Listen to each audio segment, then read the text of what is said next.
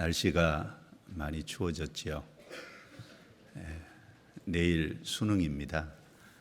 예, 우리 고3 학생들 준비한 대로 수능 잘 보도록 좀 기억하시고 기도해 주시면 좋겠습니다. 같이 기도드리겠습니다.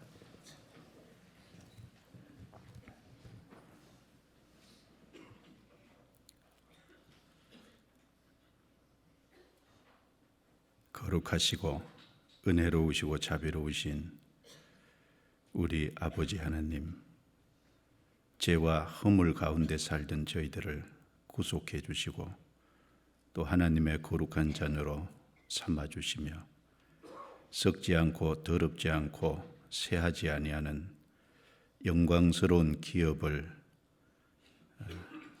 소망으로 갖도록 축복해 주심을 진심으로 감사합니다. 저희들에게 부족한 것이 많이 있지만 변함없는 주의 사랑으로 붙들어 주신 것도 감사합니다. 오늘도 주님의 피로 구원받은 성도들을 한자리에 불러 모아 주시고 주의 거룩한 말씀으로 그리스도 안에서 또 성령의 인도하심 안에서 함께 교제케 해 주심을 감사합니다. 하나님의 말씀을 통해 우리의 양심을 비춰볼 수 있도록 도와주시고 하나님 말씀이 우리 영혼의 양식이 되고 또 우리의 허물과 합당치 못한 것을 드러내서 말씀의 빛 앞에 보혈의 능력으로 깨끗하게 함을 입는 귀한 시간이 되게 해 주옵소서. 또 말씀이 우리 영혼의 힘이 되고 용기가 돼서 여러 가지 어려운 상황에서 주님을 더욱 의지하고 주님께 의탁하는 우리의 삶이 될 수 있도록 도와주옵소서.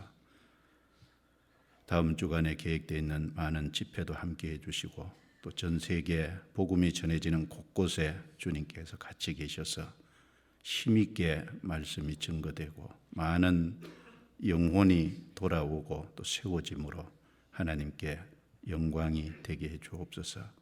오늘 함께하지 못한 성도들 어느 곳에 있든지 합당하신 은혜로 붙잡아 주시옵소서.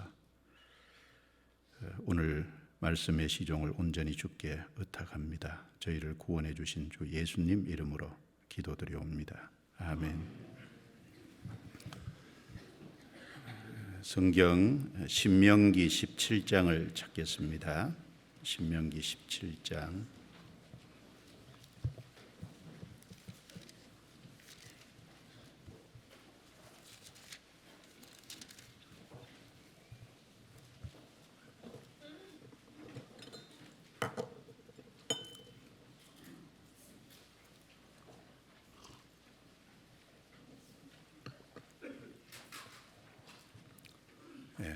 신명기 17장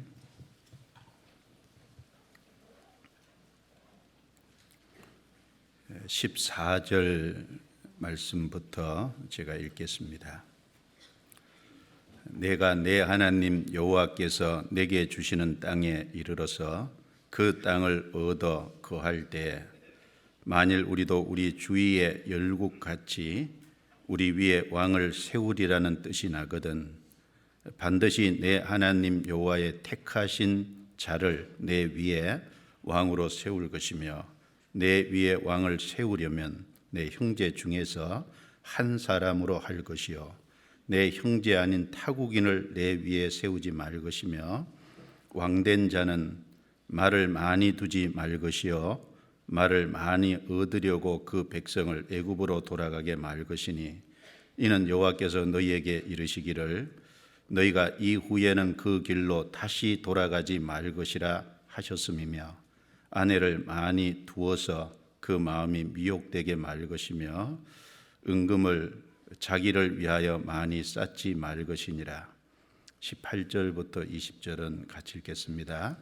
그가 왕위에 오르거든 레위 사람 제사장 앞에 보관한 이 율법서를 등사하여 평생에 자기 옆에 두고 읽어서 그 하나님 여호와 경외하기를 배우며 이 율법의 모든 말과 이 규례를 지켜 행할 것이라.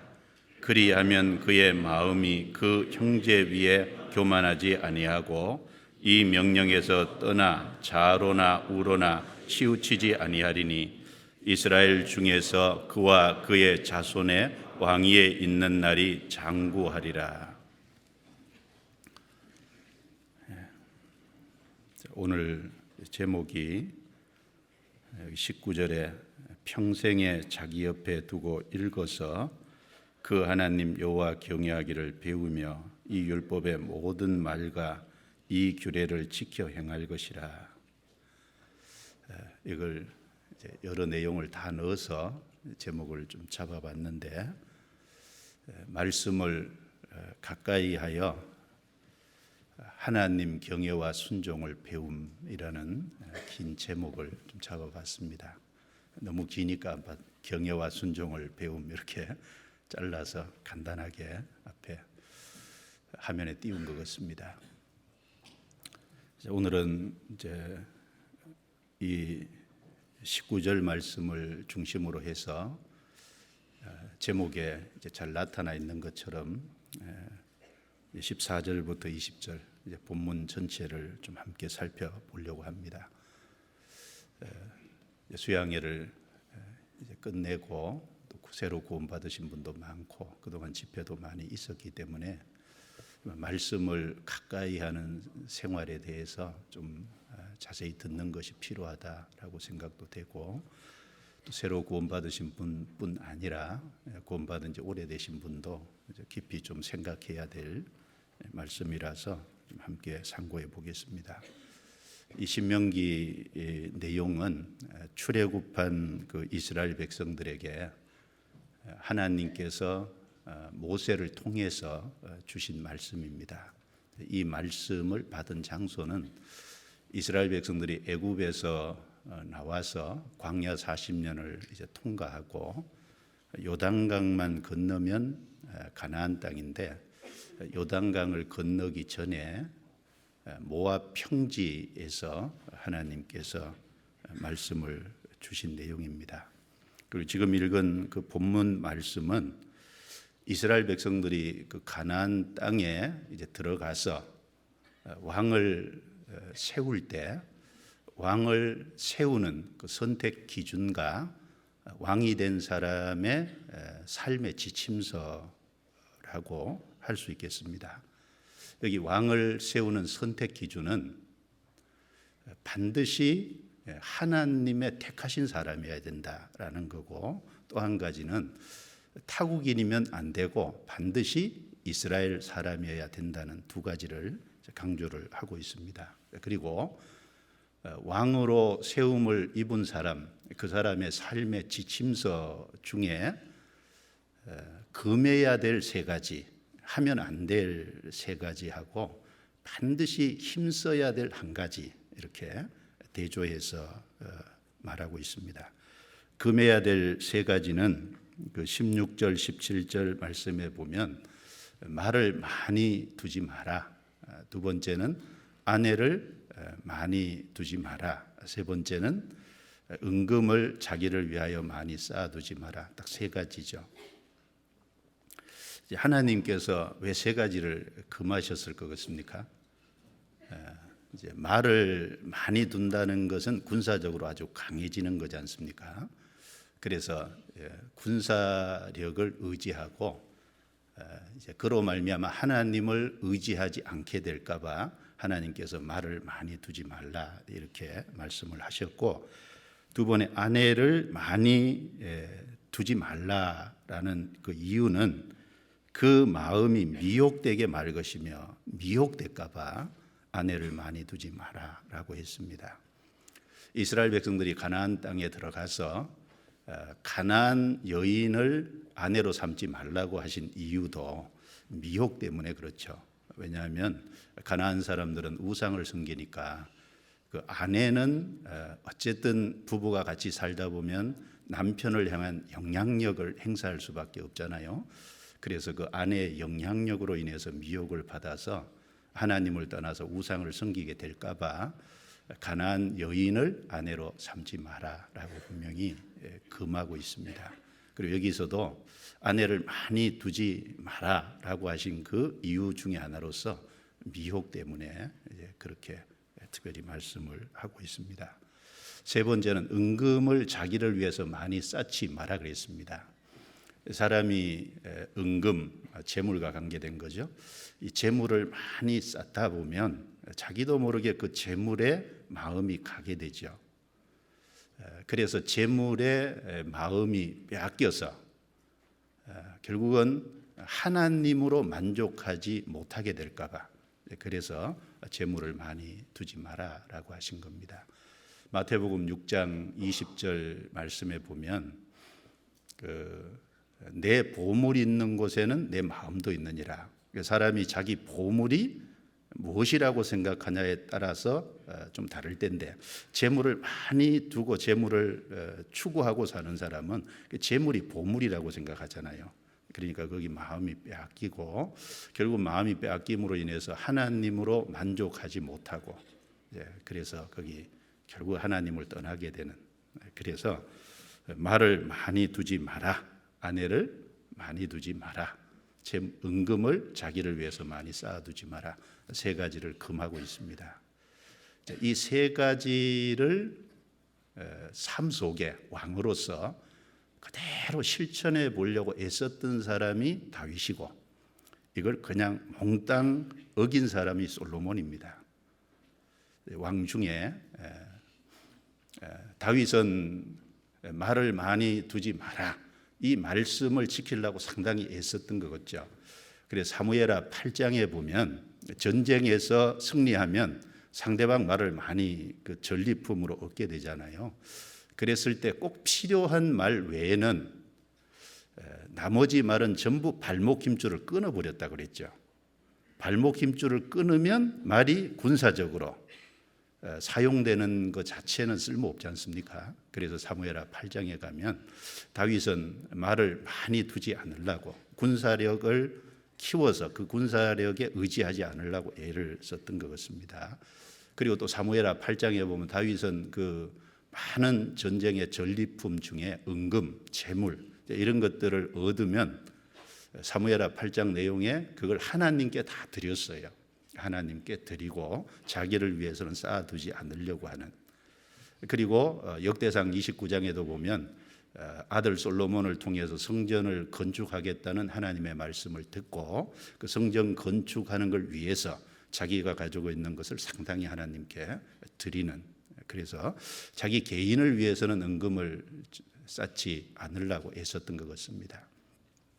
그런데 열왕기상 10장과 11장에 보면 솔로몬은 이것을 다 어겼죠. 솔로몬은 말을 얻으려고 애굽으로 사람을 보내서 말을 계속 사왔습니다. 그리고 금은 보석을 정기적으로 이스라엘 땅으로 들여왔어요. 그리고 열왕기상 11장에 가면 많은 아내를 둬서 결국은 처음에는 정략적으로 결혼한 거지만 나중에는 그 아내들을 사랑하게 되고 그리고 마음이 빼앗겨서 결국은 솔로몬이 하나님을 떠나게 되는 이제 그런 문제를 노출했습니다.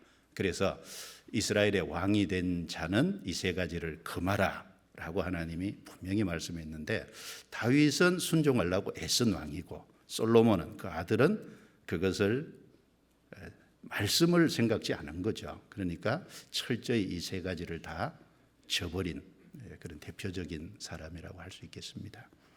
그리고 그 다윗과 솔로몬의 삶의 결과는 완전히 다르죠. 다윗은 하나님을 정말 존중하고 하나님 말씀을 높이고 말씀 아래서 살아가는 삶이 됐고 솔로몬은 결국은 하나님을 떠나게 되는 그런 문제가 생겼지 않습니까? 자, 그걸 이제 말씀을 하셨어요. 그래서 왕이 된 사람의 지침서 중에 금해야 될 세 가지를 말씀하면서 오늘 살펴보려고 하는 것은 18절부터 20절입니다. 힘써야 될 한 가지를 또 거기 말씀을 하고 있어요. 18절 그가 왕위에 오르거든 레위 사람 제사장 앞에 보관한 이 율법서를 등사하여. 자, 왕위에 오른 사람은 레위 사람 제사장 앞에 보관한 율법서를 등사하여, 말씀이죠. 말씀을 등사하여. 자, 말씀을 등사해서 평생에 자기 옆에 두고, 등사한다는 것은 개인적인 성경을 갖는 것을 말하죠. 우리 시대는 뭐 인쇄술이 발달돼 있고 성경이 찍혀 나오니까 개인적으로 가지는 것이 어렵지 않지만, 이 당시에는 다 등사한다는 것이 결국은 옮겨 적어야 되잖아요. 이제 필사해야 되는 문제니까 상당히 어려운 작업들이었습니다. 그러나 그런 어려움에도 불구하고 반드시 왕이 된 사람은 성경을 사본을 만들어서 그 왕이 된 사람 자기 옆에 두고 평생이라 그러죠. 평생 읽어서, 그래서 개인 성경을 가지고 그 개인 성경을 가까이 해서 읽으라는 말씀입니다. 그렇게 하신 목적은 두 가지죠. 경외와 순종을 배우게 하기 위해서입니다. 19절에 그 하나님 여호와 경외하기를 배우며. 여러분, 우리가 왜 성경을 가까이 해야 됩니까? 그 첫 번째는 하나님 경외하는 것을 배워가도록 하기 위해서 성경을 가까이 해야 돼요. 그리고 또 한 가지는 이 율법의 모든 말과 이 규례를 지켜 행할 것이라. 하나님을 경외하는 사람은 하나님의 말씀을 높이게 되고 하나님 말씀을 존중하게 되고 결국은 하나님 말씀 앞에 순종의 길을 걸어가게 되겠죠. 이 율법의 모든 말과 이 규례, 한마디로 말씀입니다. 지켜 행할 것이라. 지켜 행하는 건 순종이죠. 그래서 말씀을 가까이 하는 가운데서 두 가지를 배우는 겁니다. 하나님을 존중하는 걸 배우고 그 하나님 말씀에 순종하는 것을 배우고. 그건 한꺼번에 이루어지는 것이 아니지 않습니까? 하나님을 경외하는 것을 배워갈 때 또 삶 속에 순종이라는 것이 결과적으로 나타날 겁니다. 그리고 경외와 순종을 배운 결과는 20절에 나와 있죠. 그리하면 그의 마음이 그 형제 위에 교만하지 아니하고, 교만에서 벗어날 수 있다는 겁니다. 결국 겸손해진다는 얘기죠. 그리고 이 명령에서 떠나, 이 명령은 말씀입니다. 말씀에서 떠나 좌로나 우로나 치우치지 아니하리니. 물론 사람은 연약해서 실수할 수도 있고 곁길로 갈 수도 있습니다. 그러나 정말 하나님을 경외하고 하나님 말씀에 순종하는 태도를 갖고 사는 사람은 실수할지라도 즉시 다시 돌아오게 되죠. 그래서 하나님 말씀의 바른 길에서 벗어나지 않는, 좌로나 우로나 치우치지 않는, 결국은 진리의 길을 가고 성도들이 걸어가야 될 길을 걸어가게 되는, 좁은 길을 걸어가게 된다는 말씀을 하고 있는 겁니다. 그리고 이스라엘 중에서 그와 그의 자손의 왕위에 있는 날이 장구하리라. 결국은 그렇게 살아갈 때 그 사람의 삶은 빛이 나고 그리고 영향력을 행사하게 되고 그리고 그 사람은 결국 귀하게 계속해서 쓰임 받을 것을 말씀한 내용입니다.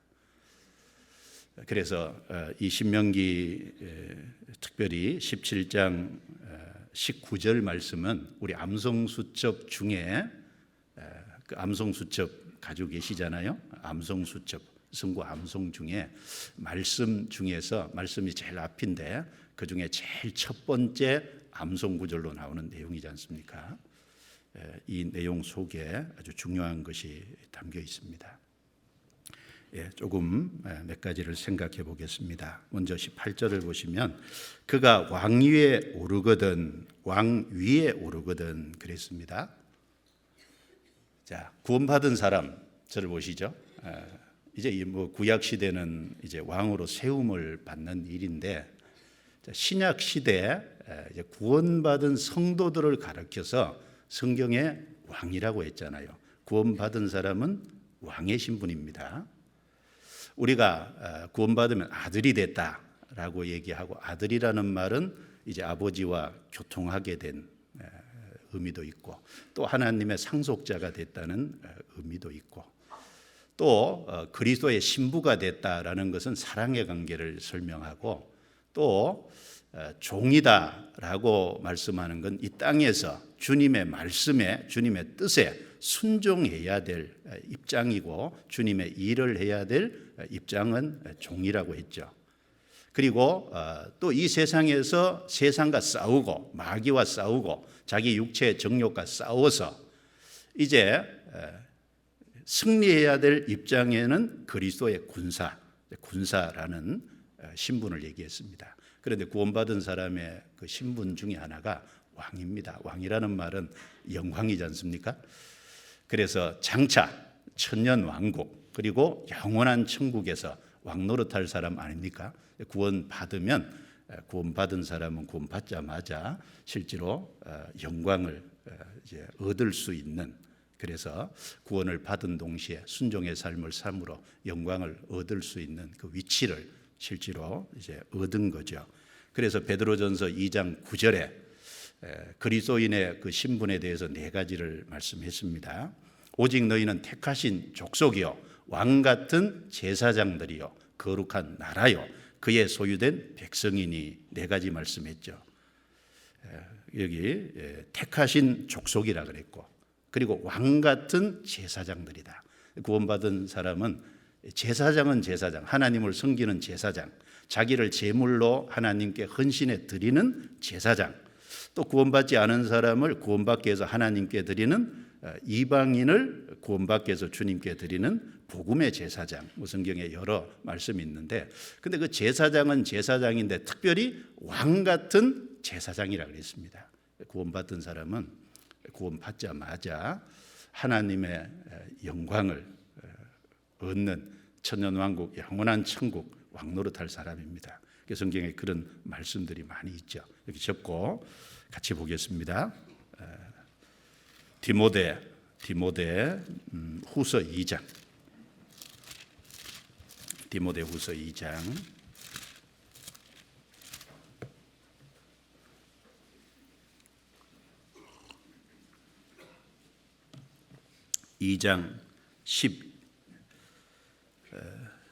10절부터 12절 자, 같이 읽겠습니다.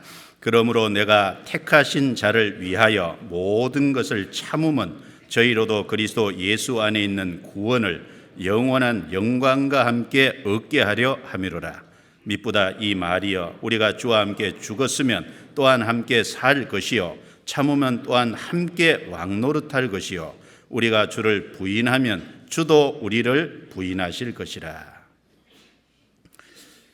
구원을 영원한 영광과 함께 얻게 하려 함이라. 하나님은 구원도 주시고 영광도 주시기를 원하신다고 말씀하시면서, 미쁘다 이 말이여, 신실하고 참되다, 그런 뜻이죠. 우리가 주와 함께 죽었으면 또한 함께 살 것이요. 우리가 그리스도의 십자가의 죽음을 내 죽음이라고 받아들인 거잖아요. 구원받으면 주님과 내가 연합됐다는 겁니다. 주님이 죽으실 때 내 죄를 짊어지고 십자가에서 죽었으니까 내가 죽을 자리에 대신 죽으셨잖아요. 주님의 죽으심은 나의 죽음입니다. 주님의 장사는 내 장사예요. 그래서 구원받고 침례받을 때 물속에 들어가는 건 죽음과 장사지 않습니까? 내가 저 육신이 살아있으니까 끌어묻지 못해서 그렇지만 물속에 들어갔다 나오는 것은 내가 죽고 장사됐다, 옛사람은 끝났다, 그걸 이제 하나님과 사람 앞에 고백하는 거잖아요. 그리고 이제 물에서 올라오는 건 내가 주님과 함께 부활했다, 부활의 새 생명, 새 사람으로 살겠다는 각오지 않습니까? 그래서 우리가 주와 함께 죽었으면 또한 함께 살 것이요 참으면 또한 함께 왕노릇할 것이요. 여기 구원받은 사람은 왕노릇할 사람이다, 왕이다 라고 말씀을 했습니다. 그래서 요한계시록 20장 4절에 보면 그리스도로 더불어 1000년 동안 왕노릇하니라고 말씀하셨습니다. 그리스도께서 만왕의 왕이시잖아요. 만주의 주입니다. 그 그리스도께서 이제 이제 영광을 누리실 때 우리도 거기 같이 누릴 사람입니다. 그리고 계시록 21장 내용에 보면 새 하늘과 새 땅, 영원한 천국에 대해서 이제 말씀하시면서 거기 천성 내용이 나오지 않습니까? 그러니까 천성, 하늘에서 내려오는 새 예루살렘. 그래서 그 성의 빛을 벽옥 같다 그랬고, 맑은 정금으로 된 맑은 유리 같은 정금이더라. 성의 빛이 그렇다 그랬습니다. 거기에 12문이 있는데 12문은 12진주로 되어 있고, 그리고 그 성의 도성, 천성이죠. 도성의 기초석은 12기초석으로 되어 있는데 12보석으로 여러 가지 보석이 나오지 않습니까? 그걸 쭉 얘기하면서 요한계시록 21장 24절 말씀에는 땅의 왕들이 자기 영광을 가지고 거리로 들어오리라. 땅의 왕들이 자기 영광을 가지고 거리로 들어오리라 그랬거든요. 그 땅의 왕들이 누굴 말씀할까요? 구원받은 성도를 가리키죠. 이 세상에 무슨 왕을 얘기하는 것이 아니라, 이 세상의 왕도 구원 못 받으면 못 들어가잖아요. 땅의 왕들이 자기 영광을 가지고 왜 그렇게 말씀했을까요? 구원받고 어떻게 살았냐에 따라서 영광은 다르잖아요. 그러니까 자기 영광을 가지고 이 땅에서 어떻게 살았느냐가 결국은 결정하니까 거리로 들어오리라. 그리고 요한계시록 22장 5절에 보면 다시 밤이 없겠고 등불과 햇빛이 쓸데없으니 이는 주 하나님이 저희에게 빛이심이라. 저희가 세세토록 왕노릇하리로다. 그래서 20장에는 1000년 동안 왕노릇한다고 했고, 21장 22장 천성을 얘기하면서 세세토록 왕노릇한다고 했고, 그래서 구원받은 사람의 신분은 하나님과 함께 영광을 누릴 왕노릇할 사람입니다. 그러니까 왕이 맞죠, 왕이. 그리고 미래의 천년왕국, 영원한 천국에서만 왕일까요? 그렇지 않죠. 현재도 구원받고 난 이후에 주님 앞에 가기까지 이 땅에 살아있는 현재도 그리스도인은 왕이지 않습니까? 왕인데 어떤 왕일까요? 성경 고린도전서 4장 찾겠습니다. 고린도전서 4장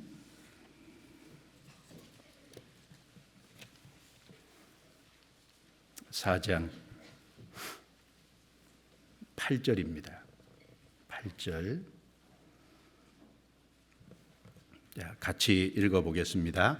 너희가 이미 배부르며 이미 부요하며 우리 없이 왕노릇하였도다. 우리가 너희와 함께 왕노릇하기 위하여 참으로 너희의 왕노릇하기를 원하노라. 바울 사도가 고린도 교회 성령의 감동하심으로 편지를 보내면서 여기 왕노릇 한다라는 말씀을 3번 반복했어요. 그런데 3번 다 의미가 다르잖아요. 여기 너희가 이미 배부르며 이미 부요하며 우리 없이 왕노릇하였도다. 이 첫 번째 왕노릇은 하지 말아야 될, 해서는 안 될 왕노릇을 말하는 거죠. 이 고린도 성도들은 자기들을 드러내고 자랑하고 교만했습니다. 그래서 왕노릇했다는 것이 이제 교만한.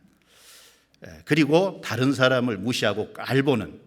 그래서 편당을 나눠서 나는 바울에게다, 나는 베드로에게다, 나는 아볼로에게다, 나는 그리스도에게다. 그러면서 자기들을 또 높이고 다른 사람을 무시하는 그런 왕노릇을 했습니다. 그리고 다른 사람을 부리는, 지배하는 그런 왕노릇을 했죠.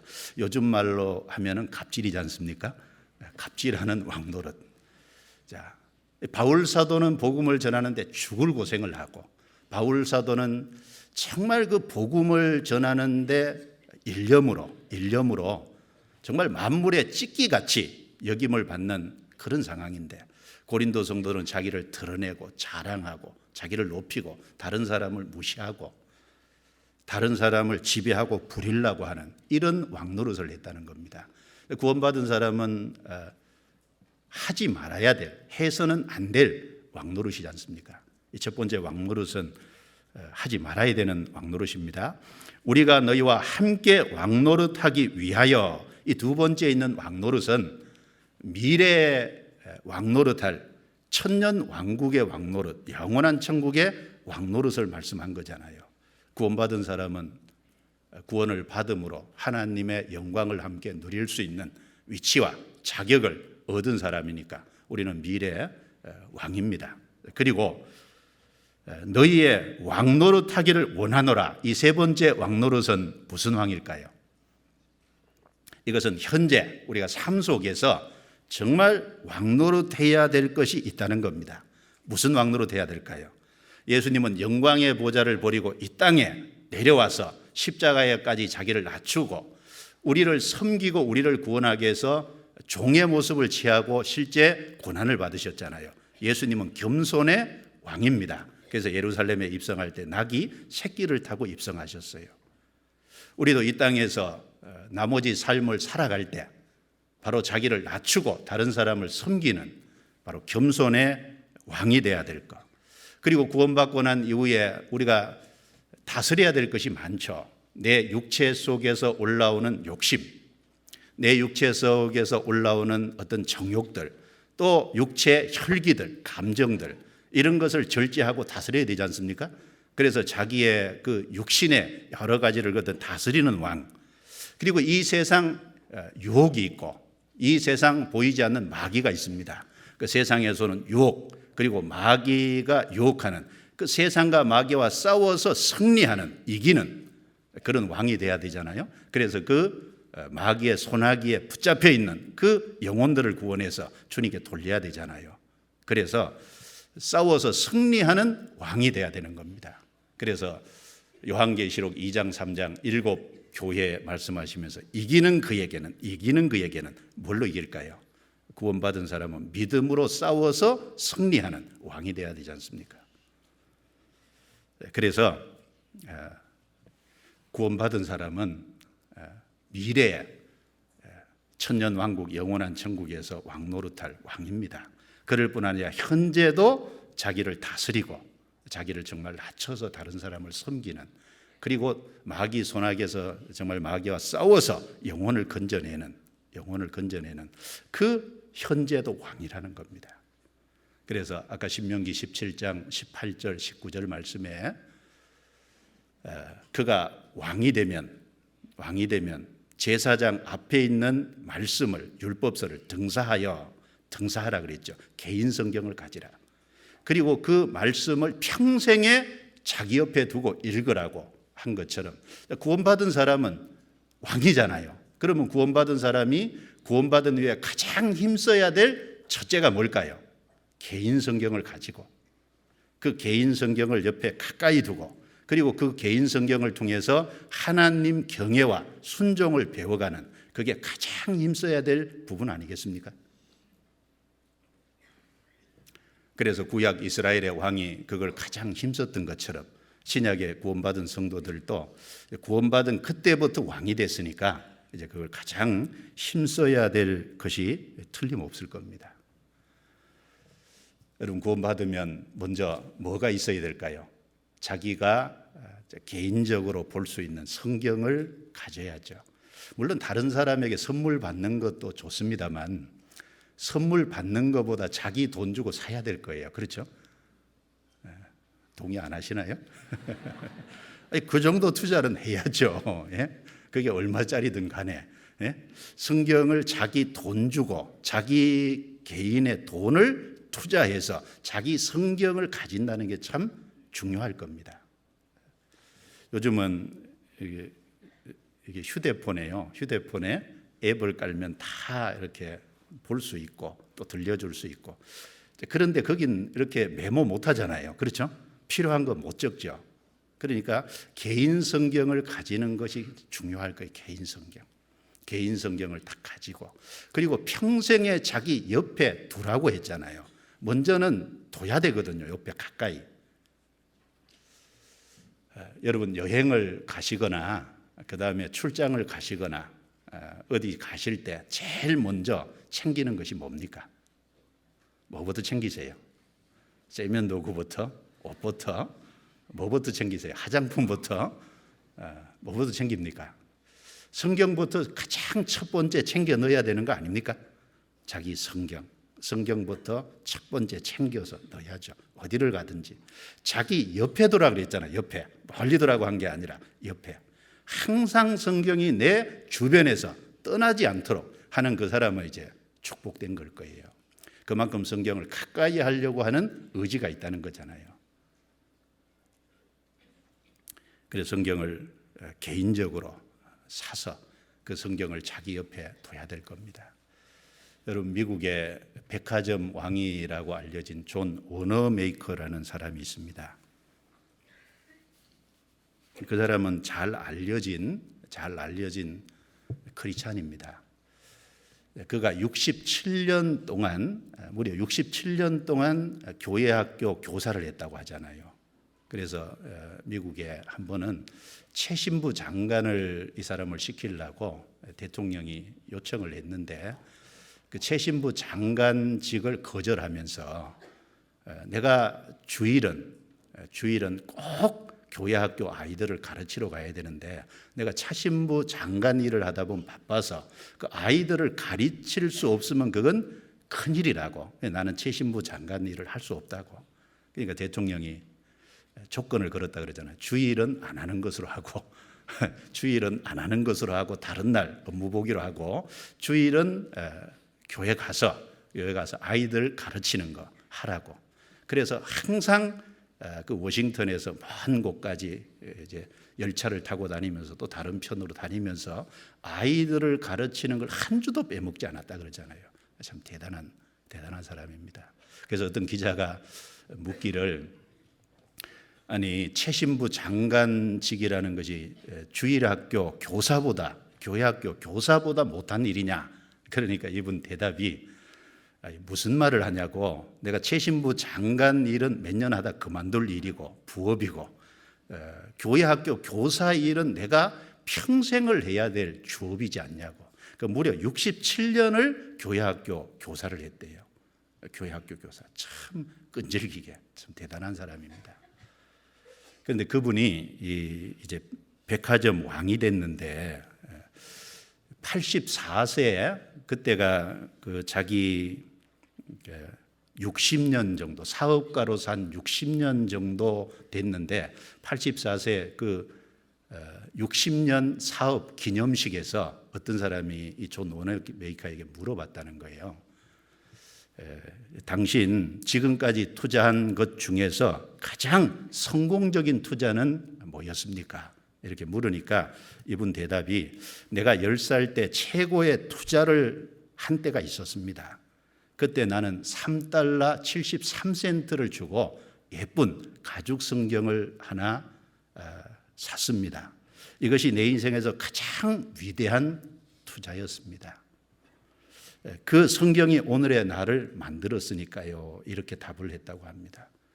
그래서 10살 때 $3 73센트를 주고 예쁜 가죽 성경을 산 그것이 자기 인생의 가장 위대한 투자였다. 그 성경이 오늘의 자기를 만들었다라고 대답을 했다는 얘기는요, 잘 알려진 겁니다. 근데 그때 $3 73센트, 10살짜리니까 너무 가난하고 없잖아요. 그때 손에 쥐고 있었던 돈이요 37센트였대요. 근데 성경을 너무너무 갖고 싶어 하니까, 그래서 나중에 내가 벌어서 갖겠다고 그렇게 얘기하니까 그 아이가 너무 성경을 갖고 하는 거기에 그 벌어서 갚으라고 하면서 그 성경을 줬다는 거예요. 그래서 나중에 벽돌을 날라서 그걸 다 갚았답니다. 그래서 자기 희생을 해서 정말 그 성경을 산 그것이 자기 인생의 최고의 투자였다. 여러분, 신명기 17장 18절 19절에 뭐라고 말씀합니까? 그가 왕위에 오르거든 율법서를 등사하여 개인 성경을 가지라는 거죠. 그리고 평생에 자기 옆에 두라고, 평생 가까이 두라고. 그리고 그걸 읽어서 하나님 경외하기를 배우며 순종하는 것을 배우라고 했습니다. 여러분, 사람이 땅에 살아가면서 피조물로서 가장 축복된 것이 뭐겠습니까? 창조주 하나님이 주신 말씀을 우리가 귀로 들을 수 있다는 것, 읽을 수 있다는 것, 이것이 얼마나 큰 선물이고 축복이냐는 거예요. 다윗은 이것을 축복이라고 생각했지 않습니까? 시편 138편 4절. 시편 138편 4절.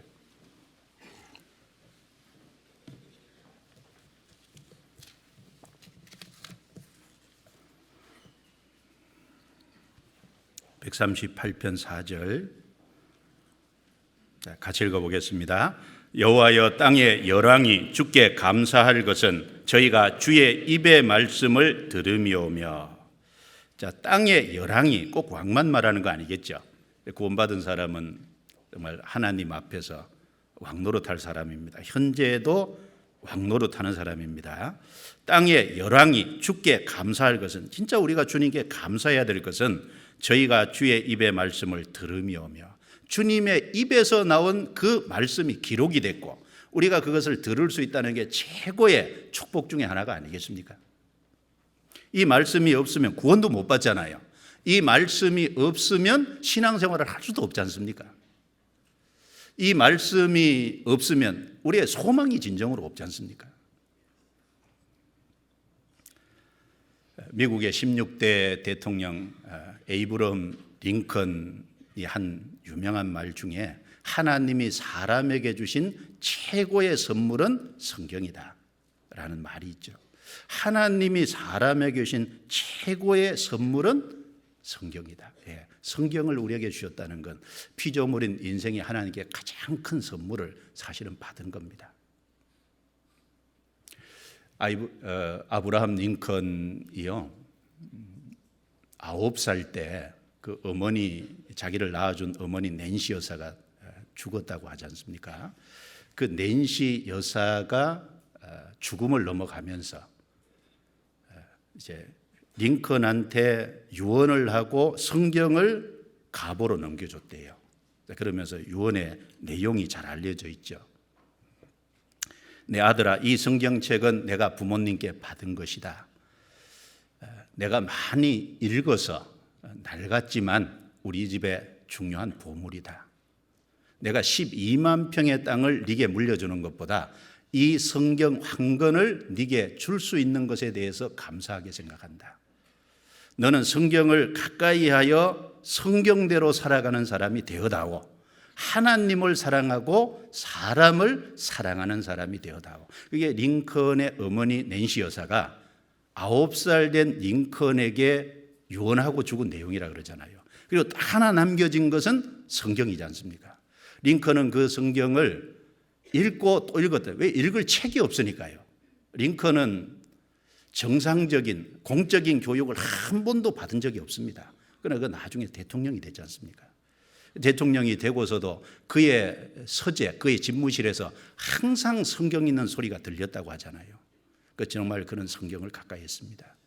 그가 생명을 받았는지 어쩐지 우리는 확실하게 알지 못하지만 그러나 성경을 가까이 했던 사람인 것은 틀림이 없습니다. 철로 역정의 존 번연은 이런 말을 했어요. 성경은 당신을 죄에서 멀어지게 할 것이다. 그렇지 않으면 죄가 당신을 성경에서 멀어지게 할 것이다. 그렇죠. 성경을 가까이해서 죄에서 멀어지든지 아니면 죄를 가까이해서 성경에 멀어지든지 둘 중에 하나라는 겁니다. 톨스토이는 성경이 없이는 자녀 교육은 불가능하다 이런 말을 했습니다. 톨스토이 러시아의 대문호죠. 자, 성경이 없이는 자녀 교육은 불가능하다. 여러분, 교회가 없다면, 성경이 없다면, 말씀이 없다면 자녀 교육 참 암담하죠. 성경이 있어도 힘든데 없으면 더더욱 힘들지 않겠습니까? 성경을 사랑하는 사람은 독수리보다 높이 나를 수 있다. 그런 유명한 말도 있습니다. 하나님이 주신 이 성경, 주님의 입의 말씀을 피조물인 인생이 듣고 산다고 하는 것, 이것을 읽고 가까이 할 수 있다는 것, 이것은 인생에게 준 최고의 축복이고 선물임이 틀림없습니다. 그래서 이 성경 전체, 성경을 가까이 하라는 말씀은 너무너무 많지 않습니까? 여러분, 시편 150편 중에서 시편 1편은 사실 시편 150편 전체의 주제입니다. 1편이. 시편 1편 1절 2절이 무슨 말씀입니까? 복 있는 사람은 악인의 길을 쫓지 아니하며 죄인의 길에 서지 아니하며 오만한 자의 자리에 앉지 아니하고 오직 여호와의 율법을 즐거워하여 그 율법을 주야로 묵상하는 자로다. 1절은 아니하고 금해야 될 것을 말씀한 거죠. 2절은 힘써야 될 것을 말씀한 거죠. 힘써야 될 것은 오직 여호와의 율법을 즐거워하여 주야로 묵상하는 자로다.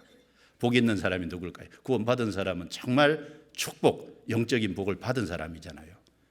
구원받은 사람이 금해야 될 것도 있고 구원받은 사람이 정말 힘써야 될 게 있는데 가장 첫 번째 힘써야 될 것은 말씀을 가까이 하는 것.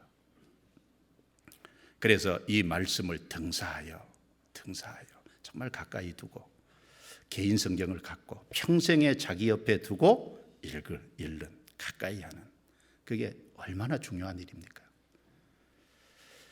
자, 성경 여호수아 1장을 한번 찾아보죠. 여호수아. 모세가 죽고 난 다음에 하나님께서 여호수아에게 하신 말씀 중에 가장 중요한 게 뭐겠습니까? 여호수아 1장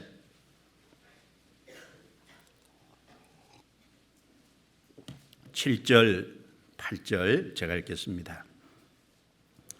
오직 너는 마음을 강하게 하고 극히 담대히 하여 나의 종 모세가 내게 명한 율법을 다 지켜 행하고 좌로나 우로나 치우치지 말라. 그리하면 어디로 가든지 형통하리니 이 율법책을 내 입에서 떠나게 하지 말며.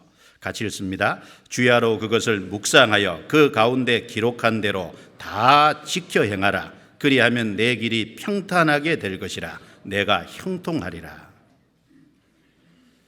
자, 여기 7절과 8절에 두 번이나 강조한 말씀이 말씀을 가까이 하라는 겁니다. 그리고 그 말씀을 순종하고 묵상하고 순종하는, 그걸 이제 강조한 겁니다. 여호수아는 이제 이스라엘 백성들과 함께 가나안 7년 정복 전쟁을 이제 마쳤죠. 자, 요단강 동편에서 기업을 얻은 사람들이 있어요. 그래서 두 지파 반이 요단강 동편에서 이제 기업을 얻었는데 이스라엘 백성들과 같이 요단강을 건너서 남자들이 여자와 아이들을 내버려 둔 채로 그 7년 동안 가나안 정복 전쟁을 열심히 싸우고 이제 가나안 땅을 차지했잖아요. 그리고 정복 전쟁을 마치고 돌아가는 르우벤, 갓, 므낫세 반지파, 두 지파 반에게요, 여호수아가 부탁한 것도 뭡니까? 두 가지입니다. 경외와 순종을 당부했어요. 22장 한번 찾아보죠. 22장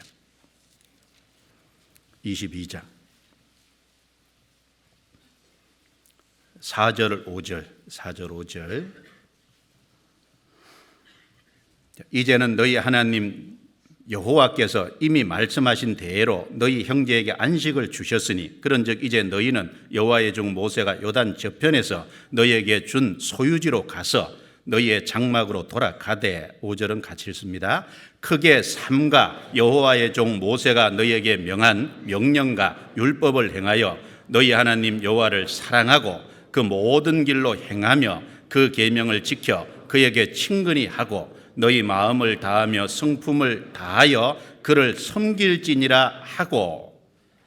정복 전쟁을 마치고 7년 동안 가족을 떠나 있던 그들이 가족 부모로 돌아가는 그들에게 여호수아가 부탁한 것이 크게 삼가 여호와를 사랑하고. 여호와를 사랑하는 건 뭡니까? 정말 마음 중심에서 사랑하는 사람은 하나님을 경외할 겁니다. 그리고 그 말씀을 순종하라는 거예요. 사랑과 순종, 경외와 순종, 그걸 부탁했습니다. 말씀을 가까이 할 것을 부탁한 거죠. 다윗이 죽음을 넘어갈 때 솔로몬 즉 아들에게 부탁한 내용이 뭡니까? 하나님을 사랑하고 말씀을 가까이 해서 말씀을 순종할 것을 부탁했잖아요. 성경에 바울 사도가 죽음 앞에서 기록한 디모데 후서에 그 아들같이 생각하는 디모데에게 부탁한 게 뭡니까? 디모데후서 3장 16절 17절, 바로 이 배우고 확신한 말씀 안에 거할 것을 당부한 거지 않습니까? 그래서 구원받은 사람은 말씀을 정말 사랑하고 가까이 해야 됩니다. 시편 119편 165절에 주의 법을 사랑하는 자에게는 큰 평안이 있으니 저에게 장애물이 없으리이다. 주의 법, 주님의 말씀. 여러분, 법은 지키지 않으면 거기에 어떤 손해가 오도록 돼 있잖아요. 하나님의 말씀을 법이라고 한 이유는 하나님의 말씀을 가까이 하여 순종하지 않으면 거기에 어떤 손해가 따라오도록 돼 있는 겁니다. 신앙에 손해가 있어요. 그러니까 주의 법을 사랑하는 자에게는 장애물이 없으이다. 큰 평안이 있는 동시에 장애물이 없다. 장애물이 없다는 건 아예 없다는 것보다 비록 장애물이 있을지라도 말씀을 가까이 하는 사람은 그 장애물이 있어도 그 장애물을 뛰어넘을 겁니다. 그러니까 그 장애물이 안 되겠죠. 그래서 이 성경은 한 사람이 구원을 받는데 또 한 사람이 신앙생활에 하는 모든 것이 사실은 성경 속에 들어 있습니다. 그래서 디모데후서 3장 15절 16절에 또 내가 어려서부터 성경을 알았나니 성경은 능히 너로 하여금 그리스도 예수 안에 있는 믿음으로 말미암아 구원에 이르는 지혜가 있게 하느니라. 첫 번째는 구원에 이르는 지혜가 있게 하죠. 너희가 거듭난 것이 썩어질 씨로 된 것이 아니요 썩지 아니할 씨로 된 것이니 살아있고 항상 있는 말씀으로 되었느니라. 베드로전서 1장 23절에 말씀으로 구원을 받습니다. 성경을 통해서 확실한 믿음을 가질 수 있습니다. 또 디모데후서 3장 16절에 모든 성경은 하나님의 감동으로 된 것으로 교훈과 책망과 바르게 함과 의로 교육하기에 유익하니 이는 하나님의 사람으로 온전케 하며 모든 선한 일을 행하기에 온전케 하려 함이니라. 구원받은 이후에 이 말씀으로 바른 진리를 가르치고 그 다음에 말씀에서 어긋나는 것은 책망하고 우리가 말씀을 들을 적에 참 교훈을 듣는 동시에 우리 삶 속에 잘못된 것은 책망을 받는 것이 있지 않습니까? 그리고 그 책망을 받는 것은 바르게 함과 또 교정이 돼요. 그리고 의로 교육하는 의로운 삶이 뭔지를 계속 배웁니다. 그래서 하나님의 사람이 된 구원받으면 하나님 사람이 되잖아요. 하나님의 사람으로 이제 신앙적으로 성품적으로 온전케 되는 그래서 하나님의 선한 일을 하는데 부족함이 없는 그래서 한 사람이 구원받고 또 신앙생활 하는데 부족함이 없습니다. 이 성경 안에 다 담겨 있어요. 그러면 평생에 자기 옆에 두고 읽어서 그랬는데 성경을 이제 구원받으면 어떻게 읽으면 좋을까요? 읽어서 그랬잖아요. 이 설교 듣는 것도 듣지만 설교만 들어서 안 돼요. 설교까지 안 들으면 더 큰일 나겠지만은 설교 듣는 거 감사하지만 그것뿐 아니라 개인적으로 읽어야 돼요. 읽는 자와 듣는 자와 그 가운데 기록한 것을 지키는 자들이 복이 있느니라. 읽는 자와 듣는 자와 그렇죠? 지키는 자들. 그래서 그 요한계시록 1장에 보면 읽는 것은 단수예요. 그런데 듣는 것은 자들은 복수예요. 그러니까 같이 아마 공적으로 모여서 듣는 걸 말할 겁니다. 그리고 그 가운데 기록한 것을 지키는 개인적으로 읽고 공적으로 같이 듣고 그게 병행이 돼야죠. 병행. 하나만 하면 안 돼요. 듣기만 하면 귀는 이제 많이 이제 커지는데 읽지 않으면요 자기 깨달음이 없잖아요. 깨달음. 개인적으로 성경을 계속 읽어가는 사람이 듣는 속에서 더 깊이가 있게 깨달을 수 있습니다. 병행이 돼야 됩니다. 그럼 어떻게 읽을 거냐? 이제 구약이 있고 신약이 있잖아요. 근데 이제 구원받으면 어떤 분은 막 구약부터 읽으려고 덤비는 분이 있는데 어려워서 못 읽어요. 창세기 잘 나가다가 출애굽기 잘 읽다가 출애굽기 25장 가면 답답하죠. 성막 얘기가 나오는데 무슨 얘기인지 하나도 모르겠네. 레위기 넘어가면 더 답답합니다. 무슨 제사법이 이렇게 복잡해요. 그러니까 구원을 받으면 구약부터 읽는 것이 지혜가 아니에요. 먼저 어디부터 읽어야 될까요? 신약부터 읽어야 돼요. 구약은 오실 그리스도, 신약은 오신 그리스도를 말씀하잖아요. 그래서 예수 그리스도가 오셔서 구원을 완성하시고 그 구원을 받은 사람들이 이제 신앙생활을 하는데 그 예수 그리스도가 이룰 구속의 사건과 또 구원받은 사람이 어떻게 신앙생활을 해야 될지 구약 성경은요 하나의 모형과 그림자로 말씀하고 있거든요. 그러니까 신약을 이해하지 못하면 구약이 이해가 안 되게 돼 있습니다. 그래서 먼저 신약을 읽어야 돼요. 그러면 이제 신약을 어디부터 읽을까요? 먼저 구원을 받으셨으니까 영생 얻었으니까 영생에 대한 부분부터 확실하게 하는 게 좋지 않습니까? 그래서 특별히 신약 성경 중에 믿음, 영생, 복음을 참으로 믿음으로 받는 어떤 축복들, 이런 것을 대표적으로 말씀한 성경이 요한복음과 로마서잖아요. 요한복음. 그래서 요한복음 20장 그 부분에 보면 오직 이것을 기록하면 예수께서 하나님의 아들 그리스도이심을 믿게 하려 하며 또 너희로 믿고 생명을 얻게 하려 함이니라. 생명, 영생이죠. 바로 요한복음을 기록한 목적은 영생을 얻게 하기 위해서. 그래서 요한복음 1장 29절에 보면 보라 세상 죄를 지고 가는 하나님의 어린 양이로다. 그래서 우리 죄를 처리해 주신 예수님에 대해서 자세히 소개하는 것으로 시작하고 있지 않습니까?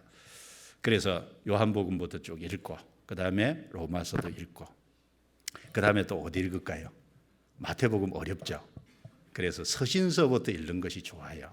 그래서 로마서 읽기 시작했으니까 로마서부터 쭉 넘어가서 요한계시록 앞에 유다서까지 쭉 좀 읽는 게 좋습니다.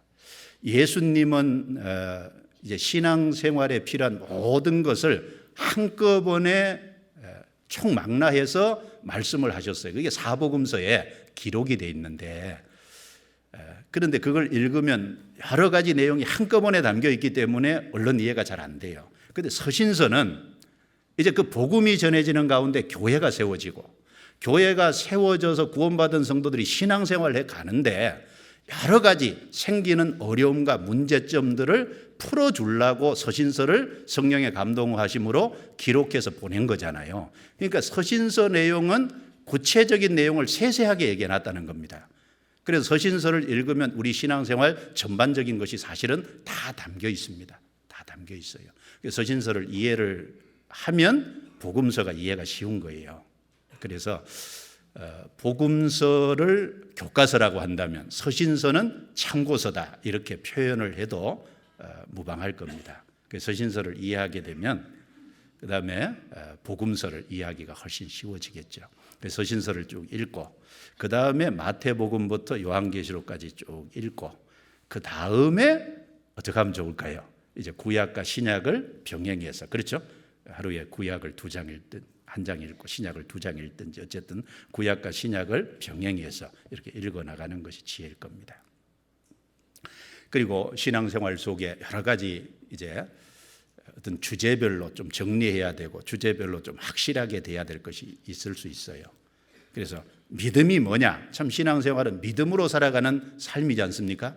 성령의 인도하심으로 믿음으로 살아가는 삶인데 믿음이 뭔지를 잘 정리해 놓은 게 히브리서 11장이잖아요. 믿음으로 구원받는 것부터 믿음으로 하나님을 기쁘시게 하는 것. 그래서 믿음으로 살았던 사람들의 삶이 잘 정리되어 있으니까 믿음이 뭔지를 확실하게 하기 위해서 히브리서 11장을 탐독하면은 그리고 묵상하면은 그 안에서 믿음이 뭔지가 분명해질 겁니다. 부활의 소망이 확실해야죠. 부활에 대해서 자세히 말씀한 게 고린도전서 15장이잖아요. 사랑에 대해서 자세히 말씀해 놓은 것이 고린도전서 13장이지 않습니까? 그래서 그런 내용들을 쭉 필요할 때 장별로 요약되어 있는 부분들이 있으니까 그런 말씀을 읽으시면 될 겁니다. 그리고 내 삶 속에 시련과 역경, 어려움들이 있을 때 그럴 경우에 욥기서 같은 것을 쭉 읽으면 욥은 정말 말할 수 없는 사람으로서 겪을 수 있는 가장 극한의 고난을 당했잖아요. 하루아침에 재산이 다 날아갔고 그것만이 아니라 10자식이 한꺼번에 다 죽었고 자기 몸은 병들어서 기와장으로 끓고 있고 그리고 아내는 자기를 욕하고 죽으라고 하고 그리고 세 친구는 찾아와서 욥이 이런 어려움을 겪게 된 것이 틀림없이 네가 무슨 죄 때문에 그런 거 아니냐, 너 죄를 돌이키라고 욥을 이제 욥을 정죄하고 욥을 어렵게 하고 있고 그리고 자기의 종도 과거에는 종들이 자기 말을 다루는데 종도 자기 말을 신청 안 하고 가까울 자기가 부요할 때 자기가 평안할 때 가까이 했던 친척들은 자기를 다 멀리하고 이제 혼자 딱 남아 있는데 그 어려운 가운데서 이제 욥이 당한 이제 어려움들 그리고 뒤에 결론들 이런 걸 쭉 읽어보면 그 속에서 극한 고통 속에서 욥이 어떻게 인내했는지를 배우고 하나님이 어떻게 도우셨는지를 또 배우고, 그리고 그 안에서 고쳐야 될 것이 뭐고 이런 것을 배울 수 있을 겁니다. 그리고 시편은 다윗이 절반 이상을 기록했는데 많은 어려움과 환난 속에서 기록했기 때문에 환난과 역경이 있을 때 시편을 순서대로 쫙 읽으면은 그것도 큰 마음의 위로가 되고 힘이 될 수 있을 겁니다. 내 소망이 분명해지고 싶다. 그러면 요한계시록을 읽으면 되잖아요. 요한계시록은 최종 승리, 최종 영광을 요한계시록은 자세히 말씀하고 있지 않습니까? 우린 지금 가정 속에 살고 하나님은 최종 승리를 약속했잖아요. 그래서 최종 승리, 소망에 대해서 분명히 하고 싶으면 요한계시록을 읽으면 좋을 겁니다. 평양의 장대연 교회에서 목사 안수를 받았던 우리나라 7명의 목사 중에 한 사람인 길선주 목사, 그분이 30년 목회 생활하면서 하루에 한 번씩 요한계시록을 아침마다 읽었대요. 그래서 30년 동안 10,000번을 읽었답니다. 그 정도면 좀 외울 정도 안 되겠어요? 외울 정도. 왜 그렇게 요한계시록을 열심히 읽었을까? 아마 모르긴 몰라도 아마 소망에 대한 최종 승리에 대한 확신으로 힘있게 살기 위해서 그러지 않았을까? 그런 생각도 좀 해보게 됩니다. 어쨌든 평생에 자기 옆에 두고 읽어서 개인 성경을 가지고 가까이 두고 그걸 계속 개인적으로 읽어야 됩니다. 그 읽어가는 속에서 배워야 될 것이 2가지죠. 그 하나님 여호와 경외하기를 배우며, 여러분 경외는 한꺼번에 이루어지는 게 아닙니다. 배우는 겁니다. 배우며 이 율법의 모든 말과 이 규례를 지켜 행할 것이라. 일부의 말이 아니죠. 이 율법의 모든 말과, 이 말씀을 들으면요, 내게 참 좋은 것도 있고 어떤 것은 내게 힘든 것을 요구하는 것도 있잖아요. 내게 좋든지 않든지 물론하고 이 율법의 모든 말과 이 모든 규례를 지켜 행할 것이라. 순종하는. 그래서 경외와 순종을 배워야 됩니다. 그냥 읽는 것으로 그치면 안 되죠. 경외와 순종을 이제 배워가야 될 겁니다. 여러분 경외 그러면, 경외라는 단어는 한문으로 공경할 경자에 두려워할 외자입니다. 즉 하나님을 공경하고 두려워한다, 쉽게 그렇게 표현할 수 있겠죠. 자, 다른 쉬운 표현으로 바꾼다면 경외는 하나님을 존중한다 혹은 높인다, 이런 의미를 담고 있어요. 존중하고 높이는 것. 자, 더 구체적으로 말하면 성경적인 하나님 경외의 개념은 하나님을 하나님으로 알아서 하나님답게 높이고 섬기는 것을 경외라고 할 수 있을 겁니다. 여러분 하나님을 우상처럼 생각하면 안 될 거 아니에요? 하나님을 사람 정도로 생각하면 안 되죠. 하나님을 대통령 정도로 생각해도 안 되죠. 하나님을 하나님답게 바르게 알아서 하나님답게 높여드리고 존중하는, 그게 경외입니다. 경외. 성경 로마서 1장 찾아보겠습니다. 로마서 1장.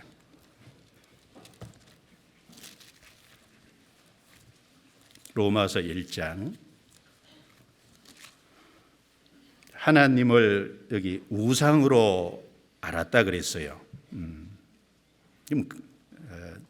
하나님을 정상적으로 경외하는 것이 아니죠. 로마서 1장 21절부터 23절입니다. 21절부터 23절. 같이 읽어볼까요? 하나님을 알되 하나님으로 영화롭게도 아니하며 감사치도 아니하고 오히려 그 생각이 허망하여지며 미련한 마음이 어두워졌나니 스스로 지혜 있다 하나 우준하게 되어 썩어지지 아니하는 하나님의 영광을 썩어질 사람과 금수와 버러지 형상의 우상으로 바꾸었느니라. 시작 말씀이 하나님을 알되, 여러분 하나님을 아는 게 중요하죠. 그런데 하나님을 어떻게 아냐는 훨씬 중요합니다. 그런데 여기 사람들이 타락되니까요, 하나님을 우상 정도로 안다는 말이지 않습니까? 그래서 22절에 보면 스스로 지혜 있다 하지만 우준하게 되어, 다른 번역에 보면 바보가 되어 썩어지지 아니하는 하나님의 영광을, 썩어질 사람과 금수와 버러지 형상의 우상으로 바꾸었느니라. 그러니까 하나님을 우상 정도로 아는 거예요. 타락되니까. 하나님을 우상 정도로 알아서 우상 섬기듯이 섬기면 안 되죠. 사무엘상 5장에 보면 이스라엘이 블레셋과 전투하다가 번개를 빼앗겼어요. 그래서 블레셋 사람들이 이스라엘에서 빼앗은 그 번개를 가지고 블레셋 사람들은 다곤이라는 신을 섬기니까 다곤 신전에 들어가서 다곤 신상 옆에 하나님의 번개를 뒀습니다. 그러니까 블레셋 사람들의 생각은 하나님을 다곤 신하고 비슷한 우상으로 생각한 거예요. 그리고 아니 오히려 다곤 신보다 못하게 생각했겠죠. 왜냐하면 전쟁에서 자기들이 이겼잖아요. 그러니까 자기들을 이기게 한 다곤 신은 이스라엘의 하나님보다 더 위대한 신으로 생각했을 겁니다. 그러니까 다곤 신전에 들어가서 다곤 신상 옆에다가 하나님의 번개를 뒀잖아요. 다음 날 아침에 일어나 보니까 다곤 신상이 탁 넘어져서 얼굴이 땅바닥에 닿았습니다. 그래서 사람들이 다시 다곤 신상을 세워서 든든히 고정시켰겠죠. 다음 날 가보니까 또 넘어져서 얼굴은 역시 땅에 닿았고, 그리고 이번에는 양 손목과 그리고 목이 탁 부러져 가지고 있는 거예요. 여러분, 하나님은 우상이 아닙니다. 블레셋 사람들은 그 하나님을 하나의 다곤 신 정도로 생각하는, 하나님이 어찌 우상에게다가 비교가 되겠습니까? 그리고 또 많은 사람들이 하나님을 사람 정도로 생각하잖아요. 사람 정도로 생각해도 안 됩니다. 성경 말라기 1장 찾아보겠습니다. 말라기 1장. 말라기 시대는 타락의 시대였습니다. 말라기 1장 6절 자, 같이 읽겠습니다. 내 이름을 멸시하는 제사장들아, 나 만군의 여호와가 너희에게 이르기를 아들은 그 아비를, 종은 그 주인을 공경하나니 내가 아비일진대 나를 공경함이 어디 있느냐? 내가 주인일진대 나를 두려워함이 어디 있느냐? 하나 너희는 이르기를 우리가 어떻게 주의 이름을 멸시하였나이까 하는도다. 하나님이 이 말라기 시대, 예수님 오시기 한 400년 전이죠, 제사장들에게 말씀하시기를 내 이름을 멸시하는 제사장들아, 경외하지 못하는 건 당연하고 하나님의 이름을, 하나님을 멸시하는 제사장들이라고 했어요. 그러면서 하나님이 말씀하시기를, 자, 아들은 그 아비를, 종은 주인을 공경하지 않느냐? 그런데 내가 아비 입장일진데 나를 공경함이 어디 있느냐? 내가 주인 입장일진데 나를 두려워함이 어디 있느냐? 무슨 말입니까? 이 당시에 제사장들은요, 하나님을 하나님으로 알아서 하나님답게 존중하고 높여드리지 못하는 건 너무나도 당연하고, 이 당시 사람들은 아들이 부모 공경하는 정도로도 하나님을 공경 안 했다는 얘기지 않습니까? 그러니까 부모 정도로도 안 여기는 거예요. 종이 주인을 바르게 알면 주인을 두려워하잖아요. 그런데 종이 주인을 두려워하는 정도도 하나님을 안 두려워하는 거예요. 그러니까 하나님께서 제사장들을 향해서 내 이름을 멸시하는 제사장들아 라고 하나님 책망하신 겁니다. 그런데 이스라엘 백성들은 하나님을 자기들이 어떻게 멸시하는지도 몰라요. 우리가 언제 하나님을 멸시했습니까? 언제 그랬습니까? 하나님 뭐라 그러셨습니까? 야, 생각해 봐라. 자, 총독도 안 받는 절름발이, 얼룩진 거, 병든 거, 이런 것을 나한테 제물로 드리지 않냐? 그거 너희 총독한테 드려봐라. 총독이 그걸 기쁘게 받겠냐? 총독이 그걸 간합하겠느냐? 여러분, 누가 나한테 선물 주는데 썩은 사과를 앞에서 주면 받겠어요? 그럼 무시하는 거죠. 그러니까 하나님을 아들이 부모 공경하는 정도로도 공경 안 여기고, 종이 주인을 높이는 정도로도 높이지 않고 두려워하지 않고, 백성이 총독을 섬기는 정도로 섬기지 않는, 하나님의 이름이 완전히 멸시를 받는, 그러니까 하나님이 오죽 답답하시면요, 하나님 이런 말씀을 하시잖아요. 14절.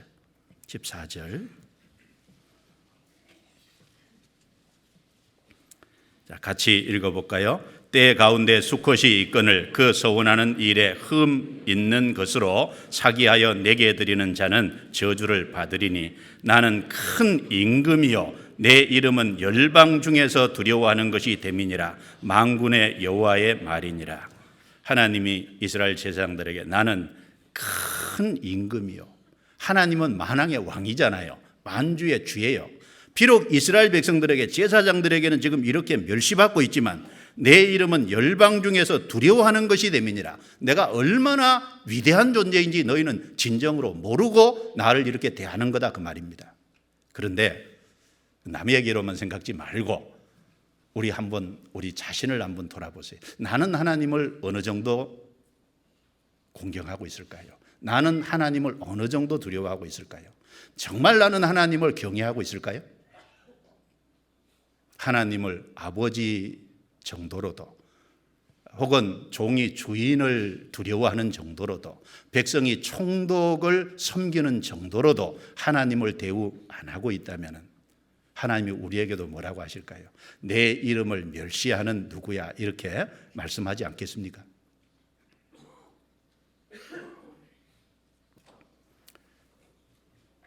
여러분 우리가 말씀을 가까이 해야 될 이유는 그 하나님 여호와 경외하기를 배우기 위해서입니다. 그럼 하나님을 정말 하나님답게 높여드리고 존중해 드리려면 먼저 기초가 되는 게 뭐겠어요? 하나님을 알아야죠. 하나님을 알지 못하고 경외할 수는 없습니다. 그래서 베드로후서 1장 2절에 하나님과 우리 주 예수를 알므로 은혜와 평강이 너희에게 더욱 많을지어다. 하나님과 우리 주 예수를 어떻게 함으로요? 알므로. 알아가야죠. 그럼 뭘 통해서 알아가냐는 거예요. 성경을 주셨고 성경을 통해서 알아가잖아요. 말씀을 안 배우는데 말씀을 읽지 않는데 어떻게 하나님을 알아갈까요? 하나님을 알아가는 것이 없으면 경외하는 것도 할 수 없습니다. 성경 사무엘상 2장을 찾겠습니다. 사무엘상 2장.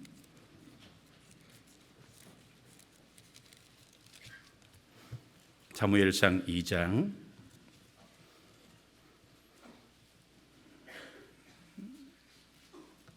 사무엘상 2장.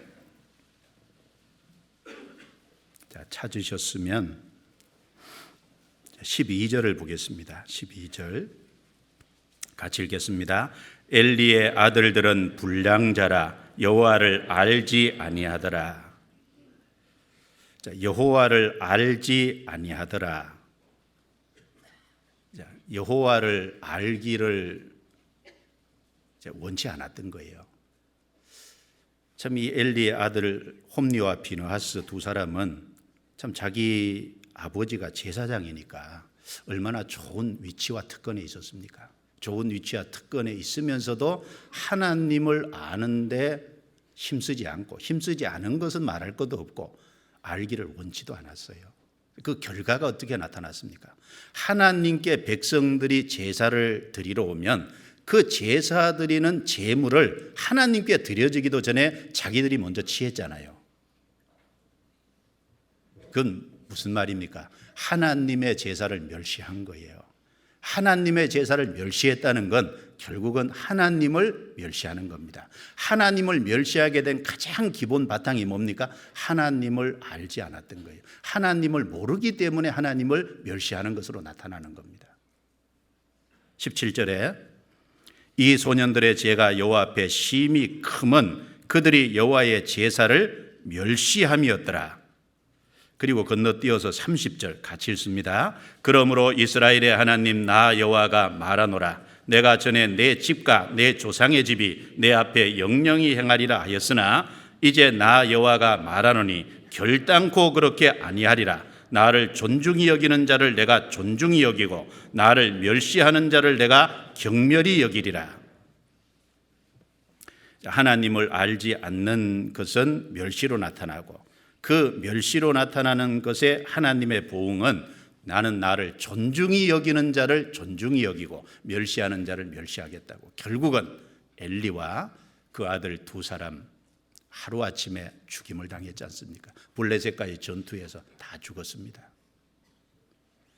자, 그러면 우리가 하나님을 경외하기 위한 첫 단추는 뭡니까? 하나님을 알아야 된다는 거거든요. 하나님을 알기 위해서는 하나님을 알 수 있도록 이 성경이라는 것을 하나님이 우리에게 주셨잖아요. 성경을 읽고 가까이 하고 말씀을 연구하고 말씀을 묵상하지 않으면은 결코 하나님을 알 수 없다는 겁니다. 그래서 말씀을 통해서 구원도 받죠. 그 다음에 말씀을 통해서 하나님을 깊이 알아가죠.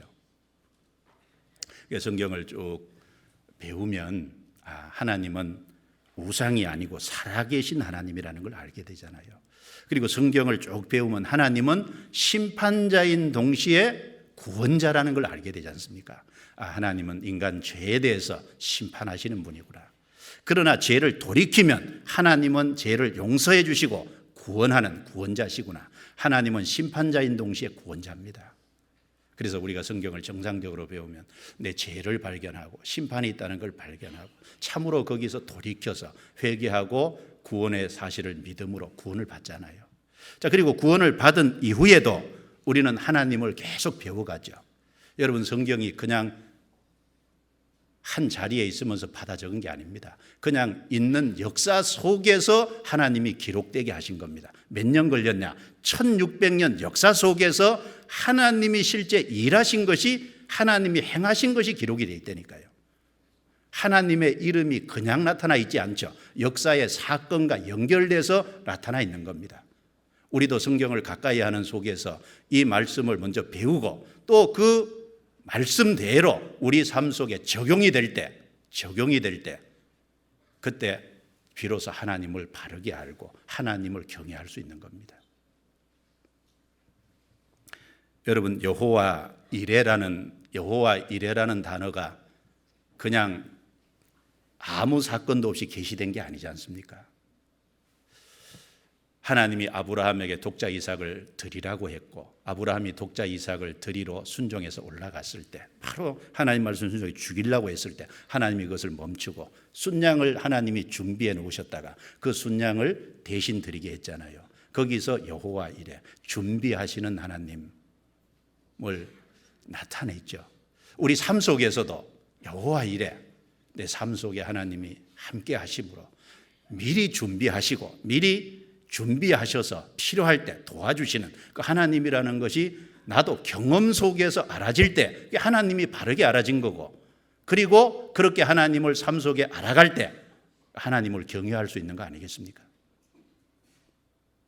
그런데 성경을 전혀 안 읽어요. 그럼 하나님이 어떤 분인지 배울 수 없죠. 배울 수 없으면 삶 속에 적용할 수 없지 않습니까?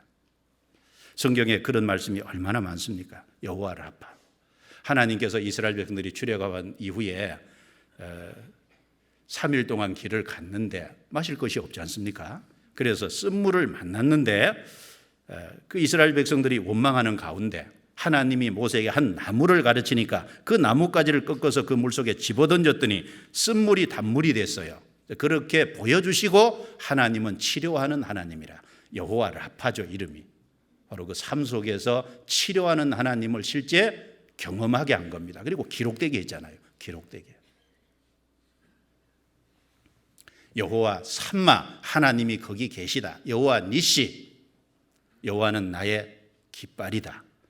여호와 살롬, 잘못 읽으면 살롬이 되는데 살롬, 여호와는 평강이시다. 다 어떤 사건들이 있거든요. 그렇죠? 그 사건 속에서 하나님은 그 이름을 계시하셨고 그 속에서 우리가 배워가는 겁니다. 배워가고 그걸 우리 삶 속에서 실제 그런 하나님을 경험해 갈 때 하나님을 바르게 아는 거잖아요. 알고 그리고 하나님을 경외하게 되는 겁니다. 그 시작이 뭐냐? 성경을 읽는 거예요. 읽는 거. 성경을 가까이 하는 겁니다. 가까이 하지 않으면 알 수 없고 알 수 없으면 경외할 수 없는. 그래서 여기 엘리의 두 아들들은 하나님을 알지 못하기 때문에 결국은 경외하지 않고 멸시하는 것으로 나타났고 결국은 하나님의 심판을 받았습니다. 그리고 하나님이 이 세상에서 하나님을 경외하는, 즉 하나님을 존중하고 높이는 것을 삶 속에서 알아가도록 하기 위해서 하나님이 위아래라는 걸 주셨잖아요. 부모 자식 관계를 주시고 남편과 아내 관계를 주시고 그리고 어른과 젊은이의 관계를 주시고 그리고 주인과 종의 관계를 주시고 왕 대통령과 백성의 관계를 주셨지 않습니까? 왜 세상에서 위아래 관계를 하나님 만들어 놨었을까요? 이 세상에 땅에 살면서 위아래 관계 속에 살아가면서요, 아랫사람은 윗사람을 존중하고 높여야 된다는 걸 배워가게 하신 겁니다. 그 속에서 하나님 경외하는 걸 배워가게 하신 거예요. 여러분, 이 땅에서 자기 위에 있는 사람을 높이고 존중하는 걸 못 배우면 하나님 경외한다는 것도 거짓말입니다.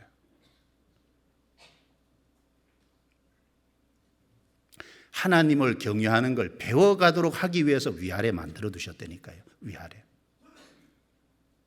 그래서 원래 경외라는 단어는 하나님께만 사용되잖아요.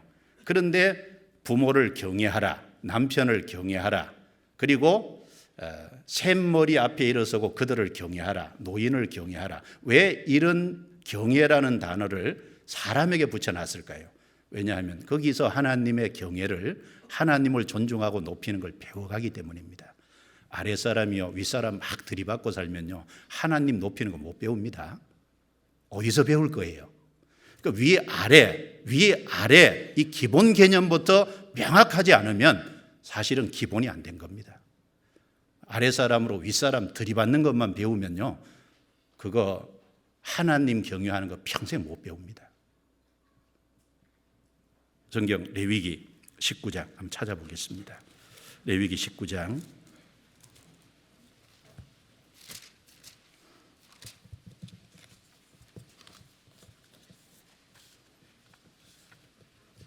레위기 19장 3절입니다. 3절 같이 읽어보겠습니다. 너희 각 사람은 부모를 경외하고 나의 안식일을 지키라. 나는 너희 하나님 여호와니라. 너희 각 사람은 누구를 경외해요? 부모를 공경하라 이렇게 해야 되는데 경외하라, 경외라는 단어를 여기 붙여놨잖아요. 왜? 하나님 경외를 그 속에서 배우니까 하는 말입니다. 그리고 32절에 또 보시죠. 같이 읽겠습니다. 너는 샘머리 앞에 일어서고 노인의 얼굴을 공경하며 내 하나님을 경외하라. 나는 여호와니라. 그러니까 샘머리 앞에 일어서고, 젊은 사람은 나이 많은 분들 앞에서 일어선다는 건 상가 자기를 조심하고 존중하고 높이는 태도죠. 내가 앉아 있는데 어른이 오는데 가만히 앉아 있으면 존중 안 한다는 거지 않습니까? 높이는. 제가 미얀마 이제 갔더니요, 미얀마 분들 앞에서 말씀 듣는데 이런 분이 있더라고요. 이렇게 팔짱 끼고 굉장히 불쾌해 보이잖아요. 근데 미얀마 그 전통이 이렇게 교사 앞에서는, 가르치는 사람 앞에서는 나는 적극적으로 순종하겠습니다라는 뜻이래요. 우리는 이제 건방지다고 생각하는데 그 사람들은 적극적으로 순종하겠습니다 이런 뜻이랍니다. 좋은 뜻이래요. 사실 옛날에 전쟁할 적에 이렇게 팔짱 끼는 것은요, 무방비 상태죠. 상대방이 때려도, 그죠? 존중하겠습니다 이런 뜻이랍니다. 어쨌든 여기 샘머리 앞에 일어서고 노인의 얼굴을 공경하며, 이걸 말씀하시면서 내 하나님을 경외하라 이렇게 말한 건 노인을 존중하고 노인을 공경하는 속에서 하나님 경외를 배워간다, 그 말씀을 하는 것이지 않습니까? 우리는 이 땅에 있을 때요, 위아래 통해서요, 아랫사람이 윗사람 존중하고 높이는 걸 배워가는 속에 하나님도 이렇게 높이고 존중하는 것이 맞겠구나, 그걸 배워가는 겁니다. 그것을 우리는 깊이 생각을 해야 되겠습니다. 그리고 왜 경외하는 것을 배워가라고 했냐면은 경외하는 자에게 주어진 축복이 너무 사실은 많아요. 그걸 말씀드리려면 너무너무 성경에 많이 있습니다. 여러분, 우리가 바른 지식, 우리 삶의 바른 지혜는 다 어디에서 나올까요? 하나님 경외하는 데서부터 다 나오지 않습니까? 그래서 잠언 1장 7절에 여호와를 경외하는 것이 지식의 근본이다 라고 말씀했고, 잠언 9장 10절에도 여호와를 경외하는 것이 지혜의 근본이다 라고 했습니다. 여호와를 경외하는 데서 지혜와 지식, 명철이 나온다는 거예요. 여러분, 누가 바른 지식을 가질까요? 누가 삶 속에 지혜로운 사람이 될까요? 누가 명철한 사람이 될까요? 하나님을 정말 경외하는 그 사람에게 하나님이 지식을 주시고 지혜를 주시는 겁니다. 제가 들은 얘기입니다. 어떤 분이 신입사원 면접을 볼 때 면접 준비를 뭘로 할까 이게 이제 물을 적에 여러 가지 물을 건데 생각해서 만약에 회사에 취직을 시켜주면 어떤 태도로 일하겠느냐 아마 이걸 물어볼 것 같더래요. 그래서 어떻게 대답할까 준비를 하다가 성경의 잠언 30장 24절부터 28절에 보면 땅에 작고도 지혜로운 것 네 가지가 있대. 그 지혜로운 것이라고 했잖아요. 근데 거기 보면은 개미가 있고 사반이 있고 메뚜기가 있고 도마뱀이 나옵니다. 그래서 이 네 가지를 가지고 준비해서 답을 했대요. 그래서 개미는 정말 부지런하고 그리고 겨울 양식을 여름에 준비하니까 내가 회사 사원이 된다면은 정말 성실하고 그리고 앞에 있을 것을 미리미리 준비해서 계획을 세우겠다. 그리고 사반은 너구리지 않습니까? 너구리인데 너구리는 바위를 의지한다 그랬잖아요. 자기는 약하니까.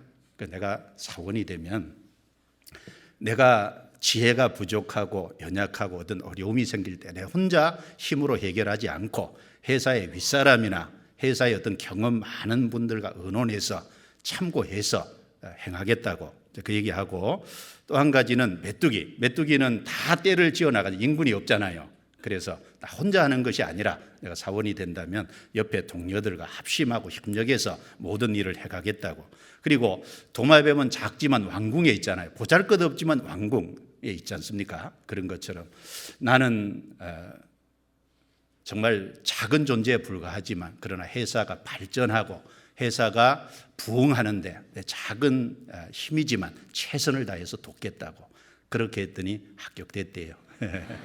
그렇게 해서 합격됐는지 모르겠지만 어쨌든 대답을 그렇게 했다는 겁니다. 네 가지 짐승 예를 들어서 쫙 설명을 했대요. 그랬더니 그분 얘기에 면접관들이 보고 감탄을 하더라고.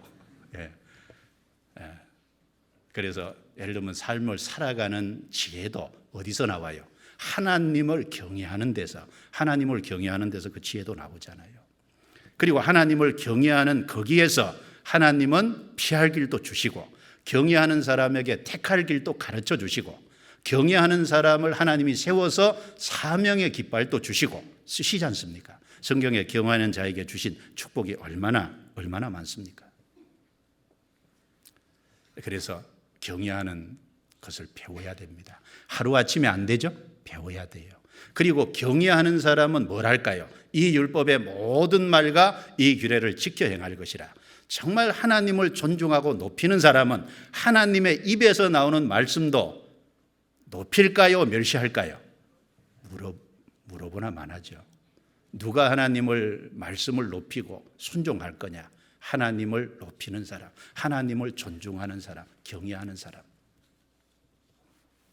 성경에 하나님을 경외했던 사람이 얼마나 많습니까? 아브라함은 독자 이삭을 드리라고 할 때 정말 드렸잖아요. 그래서 하나님께서 아브라함에게 할 때 내가 내 아들 독자라도 아끼지 않고 내게 바쳤은즉 내가 이제야 나를 경외하는 줄 아노라. 자, 좋고 좋지 않고를 물어나고 하나님을 존중하고 높이는 사람은 말씀을 그대로 따르잖아요. 아브라함이 독자 이삭을 드릴 수 있던 그 아브라함의 마음 바탕에 뭐가 있습니까? 하나님을 경외하는, 하나님을 정말 존중하고 높이는 그 태도가 있었기 때문에 드릴 수 있었잖아요. 히브리 산파들이 애굽 왕이 다 사내 아이들은 다 죽이라고 할 때 죽이지 않고 살린 이유가 뭡니까? 그 마음 바탕에 하나님을 경외하기 때문에 그렇잖아요. 잠언 31장에 보면 현숙한 여인, 거기 끝에 참 부지런하죠.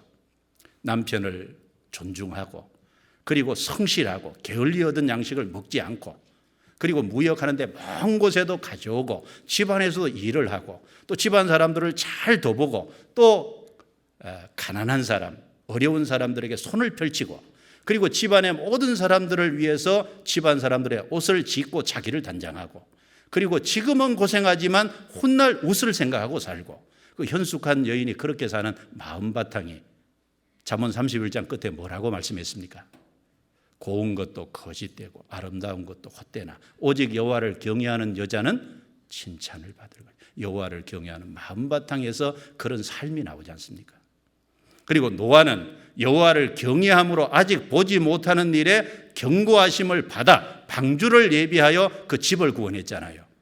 자, 아직 비가 한 번도 안 왔는데 하나님이 물로 세상을 심판하신다는 미래 사건을 듣고 그 경고를 듣고 하나님의 말씀 그대로 방주를 만들어서 사람들을 그 방주에 가족들을 태워서 그 가정을 구원했잖아요. 그렇게 한 마음 바탕 배경에 뭐가 있습니까? 믿음과 경외가 있잖아요. 하나님을 향한 확실한 믿음과 또 하나는 하나님을 존중하는 태도. 여러분, 우리도 세상 심판에 대해서 미리 들었죠. 영원한 천국에 대해서도 미리 들었죠. 이 세상은 장망성입니다. 그리고 이 세상에서 피할 수 있는 유일한 길은 노아 시대는 방주였듯이 우리 시대는 예수 그리스도라는 방주입니다. 예수님 안에 사람들을 이끌어 드릴 수 있는, 우리도 보지 못하는 일에 경고하심을 받아서 가족을 구원할 수 있는, 주변 사람들을 구원하는 바탕은 우리 마음속에 하나님을 존중할 때 그 말씀을 그대로 받고, 그렇죠? 그 말씀을 존중해서 영혼을 건지는 일을 실제로 할 겁니다. 그래서 여호와 경외하는 것을 배우고 여호와 경외 속에서 하나님의 모든 말씀을 좋든지 좋지 않든지 순종해 살아가는. 그런데 하나님을 경외하는 바탕이 없으면 말씀을 무시해요. 그러니까 발람 선지자 같은 경우는 하나님의 말씀이 명확하게 가지 말라고, 저주하지 말라고 내려왔음에도 불구하고 하나님이 막으시는데도 불구하고 4번이나 반복해서 기어코 이스라엘을 저주하려고 했잖아요. 하나님의 말씀을 무시하는 그런 태도가 어디에서 나온 거냐? 경외하는 마음이 없는 거예요. 경외가 없는 겁니다. 솔로몬이 하나님의 말씀을 왕이 되면 하지 말라고 한 3가지를 왜 그대로 다 행했을까요? 그 마음 바탕에, 솔로몬 마음 바탕에 아쉽게도 경외하는 마음 바탕이 없는 겁니다. 문제가 있는 거죠. 우리가 교회 나오고 신앙생활하고 같이 있는 것 같지만 정말 내 마음 중심에 하나님을 정말 높이고 하나님을 존중하냐는 겁니다. 그게 되기 위해서는 하나님을 정말 알아야 됩니다. 성경을 통해서 읽고 배우고 그리고 삶 속에 적용하고 알아갈 때 이게 가능한 거예요. 그리고 그 사람은 말씀을 순종해 살아갈 겁니다. 그리고 그 결과는 하나님을 경외하는 사람은 하나님을 점점 알아가니까 하나님을 알아가는 만큼은 자기는 작은 존재로 보이거든요. 아무것도 아니라는 걸 알게 되죠. 사실 교만에서 벗어날 수 있는 겁니다. 그리고 하나님을 알아가는 사람, 말씀을 순종하고 그 다음에 영향력을 끼치고 그리고 하나님 앞에 계속해서 쓰임을 받으러 가게 되는 거예요. 그래서 새로 구원을 받으신 분들 부탁합니다. 평생에 자기 옆에 두고 읽어서 그 하나님 여호와 경외하기를 배우며 이 율법의 모든 말과 이 규례를 지켜 행할 것이라. 정말 개인 성경을 갖고 그리고 자기 옆에 가까이 두시고 그리고 평생에 읽고 또 공적으로 듣고 그리고 경외와 순종을 배워가는, 그래서 그 속에서 하나님의 축복받는 인생이 정말 되고 우리 영혼들, 주변 영혼들 건져야 될 사람 많잖아요. 누가 더 많이 건지냐? 하나님을 정말 존중하는 사람이 말씀도 믿고 존중할 겁니다. 힘 있는 삶을 살아갈 수 있을 겁니다. 말씀 가까이 하십시다. 기도드리겠습니다.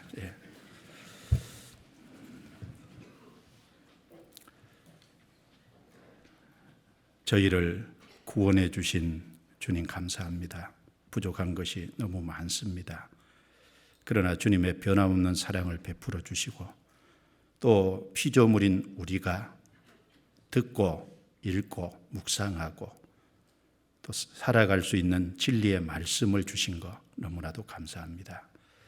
우리 평생에 옆에 가까이 두고 읽게 하시고 또 이 말씀 안에서 경외와 순종을 계속해서 배워가는 삶이 되게 도와주셔서 하나님의 역사를 이루고 하나님을 기쁘시게 하는 삶이 다 되게 해 주옵소서. 우리 주변에 건져야 될 영혼들이 너무 많습니다. 이 마지막 때 더 수고하고 헌신하는 마음으로 살게 하시고 영혼들을 건지는 일에 최선을 다할 수 있게 해 주시고 주님 정하신 마지막 때가 오기 전에 구원받아야 될 사람들 다 구원받도록 역사해 주시고 함께해 주옵소서. 오늘도 도와주심을 감사합니다. 우리를 구원해 주신 주 예수님 이름으로 기도드리옵니다. 아멘.